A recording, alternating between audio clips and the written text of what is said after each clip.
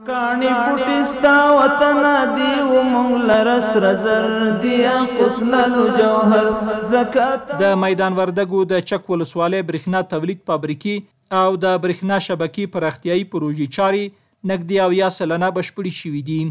د افغانستان برېښنا شرکت اړوند د میدان وردګو د چک ولسوالۍ برېښنا تولید فابریکې اساسي بیارغونې او د برېښنا ځایي پراختیایي پروژې چارې 88 سلنه بشپړې شوي دي.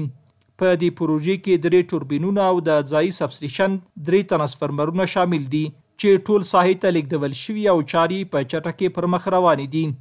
پر دې پروژې 925 میلیونه 3,950,814 افغانۍ لګښت راځي چې د 2 خصوصي شرکتونو له لوري یې چارې پر مخ وړل کیږي او بشپړېدو سره به یې ځایي له 4,000 زیات پیرودونکو ته د برېښنا اسانتیاوې برابرې شي. د دې پروژې پراختیا شبکې کې 58 ترانسفرمرونه شامل دي چې ټولیز ظرفیت یې 8.48 میگاواټ امپیر کیږي او ټول تجهیزات چمتو او لیږدول شوي دي. پر یادو پرمختګونو سربیره د پروژې هایدرولیکي جوړښتونه ترمیم شوي او د کانال 2 ورودي دروازې د ایران هیواد کې تولید او د کانال د اوبو تنظیم په موخه نصب شوي.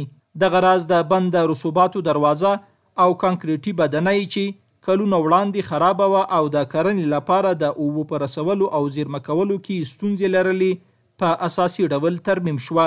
د میدان وردګو د چک برېښنا تولید فابریکه له لسیزو وروسته د لومړي ځل لپاره د یو کارنده اقدام پایله کې په اساسي ډول جوړیږي.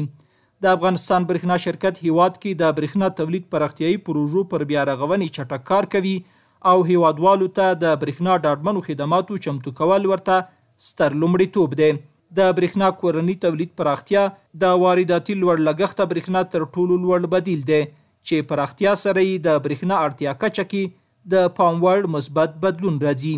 شګې خاورې د ډاګو د پتلا نور کوم د واده پوره کوم ای زما خوږه وطن خامخا د جوړوم